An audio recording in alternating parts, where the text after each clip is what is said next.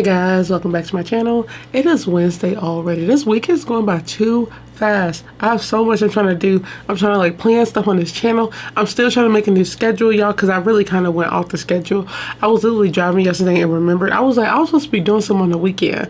Y'all, I feel bad and I'm so sorry about that. I was literally supposed to be recording. Like, I was going to do the longer videos on the weekend. I think Fridays and Sundays. I think like after, like when I was focused on graduating, it just went out my head. I wasn't even thinking about those. So, and plus I was like doing so many other crime videos.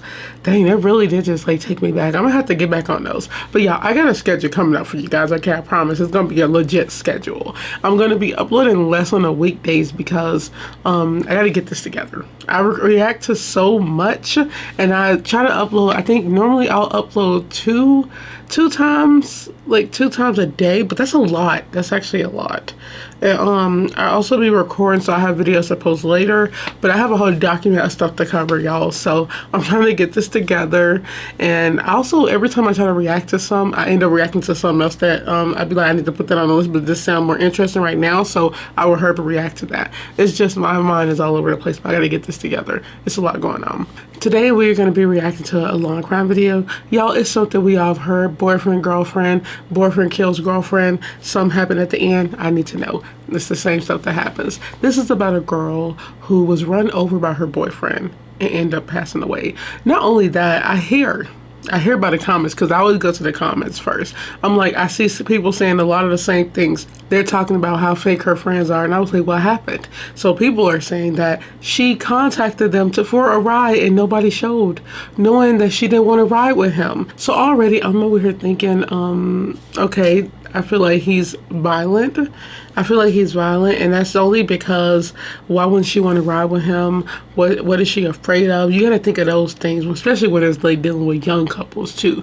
And it's crazy how many young people like are victims of domestic violence. It's so weird, and it's also so interesting. I know it's weird to say interesting because I feel like I'm making it like a study, but like, it is really interesting. I'm like, what is going through these young dudes' head? They'd be like early 20s and being obsessed with girls, with their girlfriends or ex-girlfriends. They're also beating them, which is weird. At a young age, what happened in their childhood? It's just, I try to look at all of that, but we're going to get right into it because I already got a feeling I'm going to be checking some things off the list that are like the most common in these kinds of cases. So let's get into it. Teenager is dead, and her now 19-year-old boyfriend has been charged in connection with her death more than a year after she died. Criminal defense attorney Anthony Osso joins us to dive deeper into this strange case as the details of what allegedly happened begin to unfold. Welcome to Sidebar, presented by Law and Crime. I'm Jesse Weber. And once again, so young. He was only 19 and he's like probably beating her, but he killed her. So I'm going to lay out a story for you, and I want you to follow along. It's not the easiest to understand, but I will tell you, it is harrowing nonetheless. Now, we're talking about 19-year-old Cooper Willett. I believe that's how you pronounce his last name, Willett. From Harwington, Connecticut. He has been charged with manslaughter after a year-plus long investigation into the death of his girlfriend, 17-year-old Sophie Ringquist. Now, we want to take a step back and go to last May 2023 when this whole thing happened. So according to the arrest warrant, Willett and Sophie went to a party on May 20th. Willett picked Sophie up, drove the two to a friend's house, but while on the way there, police say they stopped at a store and bought alcohol. By the way, at the time, Willett was just 18 years old. Now, the arrest warrant says that around 8:30, the couple arrived at the party, and over the course of the night, there were several witnesses who reported that they saw Sophie and Willett arguing, even some seeing physical violence between the two. Witnesses say they allegedly saw Willett shove his girlfriend against the side of his truck and kick her with his heavy work boots, knocking her to the ground. Afterwards, Sophie reportedly tried to find an alternative ride to go home, but that didn't happen. And then, just after 11 that night, Sophie reportedly called someone. Could have been a friend or a relative. It's unclear since the arrest warrant has redacted several names, but the arrest warrant does state that she said Willett was really drunk, following her around, and then the call abruptly ended. Short time later, Willett's phone began recording that he was moving, traveling away from the party, and police believe he was driving away and that Sophie was reportedly seated in the front passenger seat. And they began driving towards Burlington, Connecticut, towards Sophie's home. And along the way, the investigation reveals that Willett was allegedly driving between 39 miles per hour and nearly 74 miles per hour along a 45 mile per hour speed limit road. As the couple headed towards Sophie's home, about 20 minutes away from the party, the warrant says Sophie began recording a selfie video in the truck, which depicted the car slowing to a stop. Now, all of this, obviously a little questionable, drinking and driving, a couple of incidents of reported violence between the two, but this is where things take a turn. Because according to the warrant, as Sophie was getting out of the vehicle, Willett allegedly suddenly stomped on the gas pedal, and a hard acceleration of a diesel engine was reportedly heard on the cell phone video, as well as an audible thud and a voice in the background yelling, "Ow." Willett's Chevrolet truck is allegedly seen on the video driving away, and Sophie is reportedly heard gasping for air and sobbing as this video ends. That is when an eerie text message was reportedly sent to the person that Sophie had called earlier in the night, saying, quote, "I'm scared." She also reportedly sent 2 selfies on Snapchat to someone depicting a bloody nose. Now, according to the arrest warrant, Sophie apparently gets back in the truck, and based on both of their cell phone location data, they continue on their way towards her home. And the two ride around for a bit, the warrant says. Willett was driving in an erratic manner, rapidly accelerating his truck, abruptly slowing down, revving up his truck's diesel engine and squealing the truck's tires as he drove in a circle around Sophie's neighborhood. The truck apparently bypasses Sophie's home, turns around, heads the opposite direction before bypassing her driveway a second time. Now that is when Sophie allegedly gets hit, but there's different theories on how that exactly happened. Willett allegedly tells police that Sophie said she had to vomit, she was sick, she jumped out of the truck before he could stop, and subsequently he hit her or ran her over, apparently told police that he was only going 10 miles per hour. There are other versions where he allegedly says she jumped out and he didn't stop, or she jumped out head first. But investigators say sometime during this drive around, Sophie fell out of the truck, and that is when Willett ran her over and she was crushed by one of the truck's tires. Willett allegedly dragged her body with the truck and stayed at the scene of the incident for about 8 minutes before driving back to Sophie's home. And a short time later, the truck is reportedly seen on home surveillance footage, and it appeared no one was in the passenger seat. Then Willett is seen on video stopping the truck in a driveway and allegedly repositioning Sophie's seemingly lifeless body in the front seat. This is, again, according to the arrest warrant. Willett runs inside the home. Her family then rushed her to the hospital, where she was pronounced dead an hour later. The medical examiner would determine that she died of blunt impact injuries and declared this a homicide. Key piece of evidence to note: the affidavit says that Sophie had a history of sharing pictures with her friends of injuries she allegedly sustained at the hands of Willett. And this all brings us back to a year and 2 months later. Okay, Jeez, that was a lot. I just let it play out, y'all, because I was trying to catch on, because he said it was going to be a little difficult, which I saw exactly what he meant, but I got it, and we're going to talk about it real quick before we get into this. Oh my God. So, yep, physical violence. Okay, we got young people. He's obviously an adult. Isn't that weird? No, it's not really weird. She's 17. He's 19. And she was 16, he was 18. In some countries as well, some states that's legal. So, let's see. What kind of friends do you have? Somebody could have picked her up. Somebody could have took her. You don't want 2 drunk people driving together, first of all, because he was drunk, she was drunk. Oh, I wish somebody would have picked her up and took her home.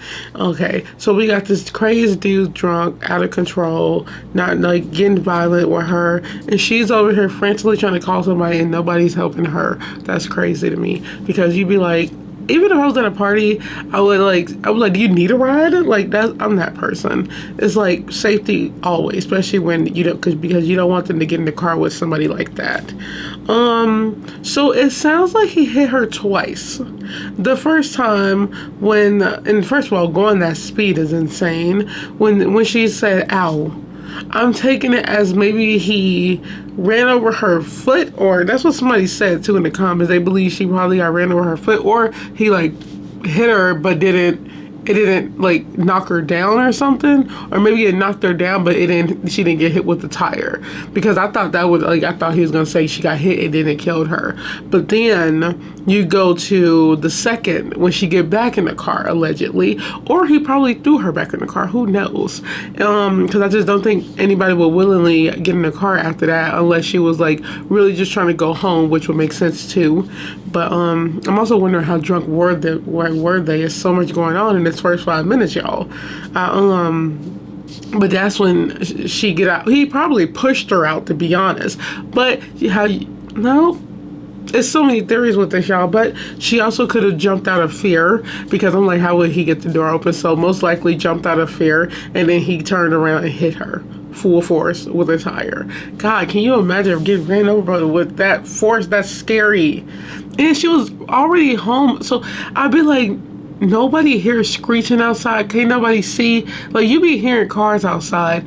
I don't know what the neighborhood looked like, but it's really scary to know that she was like so close to being home, and you got this crazy psychotic dude, boyfriend, and mind you, not ex-boyfriend. Dang, some people shouldn't drink, but there's history like this. Y'all always say, it's like these cases, man, it's so sad seeing these young people go through this. Nobody should be going through this, but especially not a young person. Like, why are they getting abused at 17, 16, 17? He's 19. Why are people abusing others at this young age? And that was really a lot, so I'm gonna let it play though, y'all, because this is a 17-minute video. Where Willard turns himself in after a warrant was issued, and he's charged with first-degree manslaughter and providing alcohol to minors for bringing the alcohol to the party. He's been released on a $50,000 bond. Now, Sophie's family released a statement to local media saying, quote, "As Sophie's family, we would like to thank the state police and all other entities that worked tirelessly over the past 14 months to find out what happened to her and brought charges against the person responsible for her death. We implore anyone who has been a victim of or witness to domestic violence to stand up for the victim and report it to the police. We would like to thank all friends, family, and people Sophie had an impact on for their continued prayers as we negotiate this part of the process in our continued search for truth and justice for Sophie." Now, even though these are just allegations in this case, very serious allegations, if you are experiencing domestic violence, call the National Domestic Violence Hotline, 1-800-799-7233. All the calls are toll-free. They're confidential. Hotline available 24/7, and it's also available in more than 170 languages. Okay. Well, joining me right now to help dive into this is criminal defense attorney Anthony Osso. Anthony, thank you so much for coming back here. And I keep forgetting, well, not really forgetting, I just need to remember that this is an adult. Why is he charged with manslaughter and not, I guess because they don't have the full details, and I guess since she allegedly, since there's a lot of allegedly, jumped out the car because nobody's seen it, but he hit her. I'm pretty sure it's his truck, they know. I just would be, and also, is it because they were drunk? I'm really interested in to know why, like, no, why is it manslaughter? Back with this story. What is their background as a couple? Even just what witnesses allegedly saw that night. What does that say about the case? Well, I think that in those kinds of cases, you look at nature of the relationship evidence, right? If there are prior instances of violent conduct by by Willett towards Sophie, that's something you're going to look at to show the intention of what he was doing that night. And are you surprised that something like this takes so long for there to be an arrest? What was it, 14 months, this investigation? Are you surprised that it took that long? I am surprised it took that long, especially when you have a homicide at play. But there's a lot of factors going on here. This isn't your standard one person shoots another person with a gun. You've got a lot of witness accounts. You've got automobile type evidence, and you've got to look at the autopsy and see, is this an intentional or is this a reckless act? So I'm not surprised it took as long as it. I'm not surprised it took long, but it took a little longer than I thought it would. And you mentioned reckless, and you mentioned what kind of act is this. So it's a homicide. Homicide can mean a lot of different things. Here they've charged him with first-degree manslaughter. And you and I were talking before we got on about it's an interesting charge to hit him with, and I want to talk about that. So my understanding, under Connecticut law, this is what manslaughter is. That a person is guilty of manslaughter in the first degree when, one, with intent to cause serious physical injury to another person, he causes the death of such person or of a third person, or two, with intent to cause the death of another person, he causes the death of such person or of a third person under circumstances which do not constitute murder because he committed the prescribed act or acts under the influence of extreme emotional disturbance. Or 3, this is the final one, under circumstances evincing an extreme indifference to human life, he recklessly engages in conduct which creates a grave risk of death to another person and thereby causes the death of another person. So, Anthony, now that I've listed it up, do any of those make sense under the facts laid out in this case? I think so. I think the indifference to human life is the applicable statute or law you go with here. He's driving recklessly. She gets out of the car. Whether he intends to kill her, that might be a hard case to make as a prosecutor. And so when you're making that charging decision, manslaughter is sort of a good fit where you can say, well, if he knew she was getting out and I speed off in a car, that could likely cause her to be hurt or killed. And so that's an indifference to human life. But also, why not? We need to start like with the justice system in like America and other countries. They really should like crack down on that because it's like they had evidence. There's a lot of witnesses. She was texting people. She don't want to get in the car. He's drunk. He's hitting her. What else is it? You know he hit her. The tire went over her. He was in the she seen in the car with this dude. What else is it? Even if it was an accident, I think it's like she died and you should still be charged with that. I guess they look, like I said, I'm not the law. I don't study law. There's a lot of laws they look through and a lot of like little details that they point to like figure out how to charge somebody with these crimes. And it's just like, I just think with these this is a domestic violence case, okay? And they need to, with those cases, they need to be looking more into it. By the way, he's an adult, so that's even worse. So it's like, you got a lot of factors that play into this, and that's what they should have been looking into. Everybody throws manslaughter around like it ain't, everybody's like, he intended to kill her even if he was drunk. And I believe this carries up to 20 years in prison. But Yes. I guess his defense would be, she jumped out. Right? And how would the prosecutors be able to prove that didn't happen? Right. I think it's a difficult case from that perspective. You also have causation issues because Sophie didn't die immediately. And so you're going to want to request the medical records to make sure that it was, in fact, the blunt force trauma that caused her death. But the case poses issues. I think what the prosecutors are going to really have to lean into is the nature of that relationship. Prior instances of violent conduct. Sophie saying, I'm afraid. Sophie saying or sending pictures of injuries of a bloody nose that occurred that night. Those are going to be really important facts that the prosecution would need to lean into to get over that hurdle. I laid out the facts, the timeline of it. It gets a little confusing, right, in terms of allegedly speeding up the car, her getting hit, her getting back in the car. Something happens. The part that I guess I'm a little confused about as well is there seems to be this part where she gets back in the car, but we do not know the moment of when she's killed, right? That's not captured on surveillance, doesn't appear captured on a Snapchat. How much does everything else that is captured before, like I mentioned, the text message, the Snapchat photos, the selfie, how much does that factor into what ultimately led up to her death? Well, I think it's hugely important. I think if you have evidence that they were fighting that night, if you have evidence where Sophie is getting out of the vehicle and Willett is aware that she's trying to get out of the vehicle, and he's drinking that night, these are all things that kind of lead into an awareness that she doesn't want to be in that car. And so when that door opens, you've got to stop the vehicle. And that's what I think they have to lean into. Now, from a defense perspective, like you said, she's contributing to the issue and she's jumping out of the car. I wonder if, but the fact that she was documenting it, right? You know, she was documenting she had an injury on her nose, bloody nose, talking about I'm scared.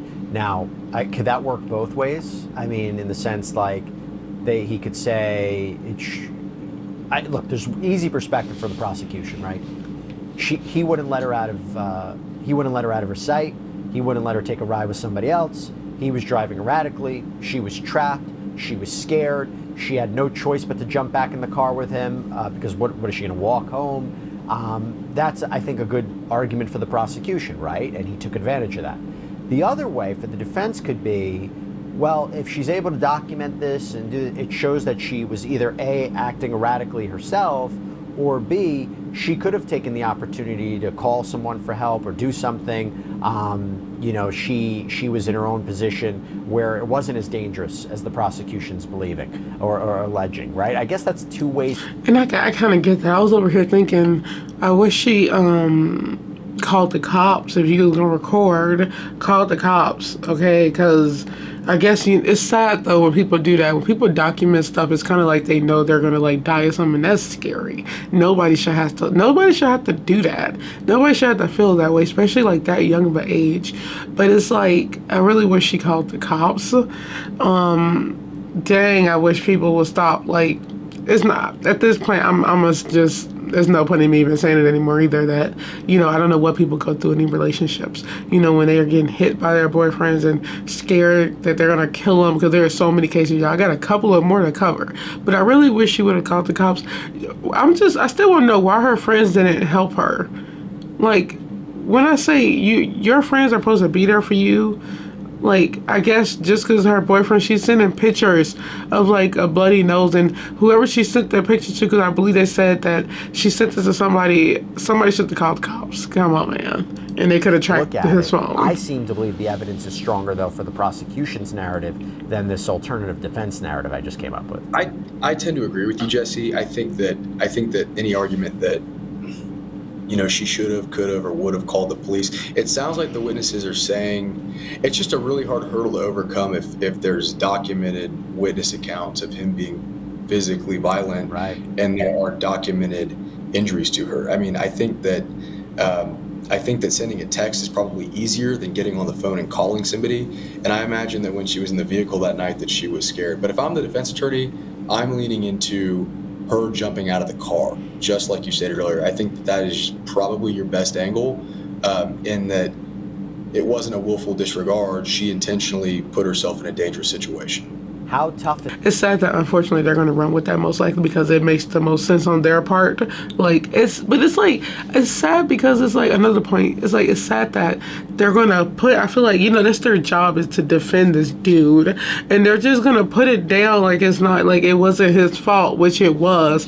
It's like, I just think these like crimes are in general are crazy. The offenses attorneys are crazy, and that's their job. That's like, I'm pretty sure they know they'd be guilty, but they still got to get them off with something so they get paid for. But it's like, I just know they're gonna have to like dial it back, knowing she most likely jumped out of fear, and then he ran her over. I think the only part I'm curious about is why she got back in. I would have just like ran away and then called the cops. That would be me. I don't know why she got back in the car. I wouldn't have got in the car with him to begin with. Also, if he was hitting me, I would have just ran back to the party and called the cops also. That's, once again, safety. If it's a battle of the experts to determine what caused her death, right? So they have blunt impact injuries is the one that is being declared by the medical examiner, but you would have a defense expert, I would imagine, saying, no, it's possible that this was caused by her jumping out of the car and her being run over accidentally, not that he deliberately did it or pushed her. I guess that's the question, is how much can the injuries determine whether this was an accident or whether this was manslaughter? I think when it comes to the cause of death evidence in homicide cases, both defense and the state are typically going to rely on the medical examiner in the county. And so you don't oftentimes see a battle of the experts when it comes to the cause of death. These are qualified experts. They've reviewed thousands of bodies in their careers, and typically they've got jurisdiction over the body.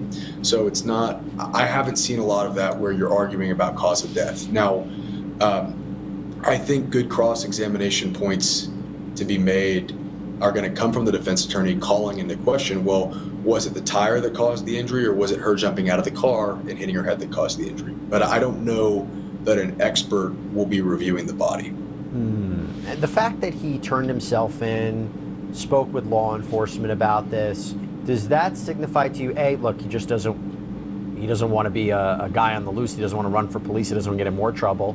Or does it signify to you he may want to work out a plea deal? I mentioned some bad evidence in this case.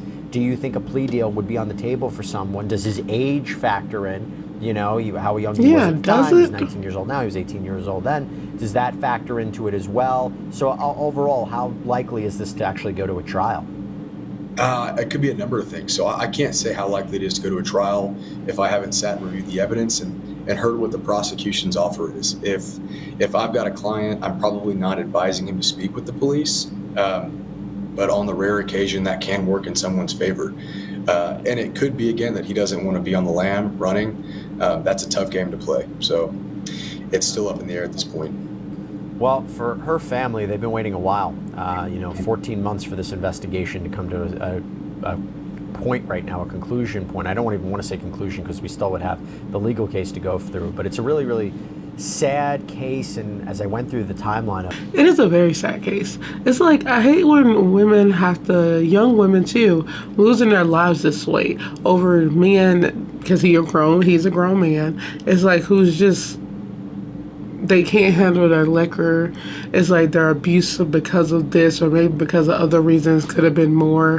Where were her friends? Bystander effect. Can we put that into play? Because a lot of people go to parties and they don't want to interrupt stuff. Let's just say everybody's seen it before. Not even at like a party. You've seen somebody before argue and you don't want to say something, and that's just like, it's a thing that we do. I had to call the cops on somebody before. I did that before at apartments I was staying at. And I heard this man, like, literally, y'all, he was going in on his girlfriend or wife, whatever. But he, like, pushed her and everything. And she almost fell down the stairs with her baby. I called the cops so fast, and I was like, you could do it anonymously. Like, you could do this, like, you don't even have to say who you are. It's like sometimes you got to intervene. That's just what it is, to save somebody's life. But, like, I just don't understand. The woman did end up leaving, thank God. She like got away from him, because I think I don't even think they arrested him, which is crazy. But it's like, you have these cases and they're really going to be looking into it. And I hate that it's still the fact that if they look into it, it's been 14 months. Why is there not a trial right now? Why is this not, like, is this not concluded? If you're going to charge him with manslaughter, how hard is it to prove that he did it or not? The tire, her impact, the fractures. First of all, I hope if they go to trial, or if they ever fix this, I will hope the defense, they're not going to say that her jumping at the car caused that much pressure, because not only is that stupid, because the weight of a tire is the weight of a car, and the weight and hitting the ground is not like that. Also, she got hit the first time, so you got more injuries. I'm still on it if that owl was like her getting hit, like running over her foot, or getting like shoved with it. But the girl got hit twice. That's what we do know. And you know that because that's what she said, and I guess they heard it. So I just want to know, why is this taking so long? The case is just, we got to do better. And people, I know they see stuff. Why did nobody respond to this girl? I would respond to my friend the second they run down there to go pick her up. Like, what? How nobody called the cops at least? You're sending pictures and nobody called the cops? Like, y'all just, people, I don't know. We just be aware. It's hard to be aware when you're drunk, but I know a lot of people at parties don't drink. So it's like, I know somebody's seen something. Somebody had to call the cops. But with younger people, they just don't want to interfere with stuff, and that's just, look what happens. So on that note, I hope you guys enjoyed this video. Don't forget to like, comment, share, and subscribe. I have more crazy crimes for you guys to talk about today, because today's gonna be that one of those days. I got a feeling it's gonna be one. And this one, I had a feeling it's always domestic violence involved when it's like an ex or a boyfriend. And the fact that this was her boyfriend is like, he was drunk, and even if he wasn't drunk, he hit her before. So that says everything I needed to know. So I hope you guys enjoyed this video. I will see you guys in the next one. Stay safe, be aware, always be alert. Bye.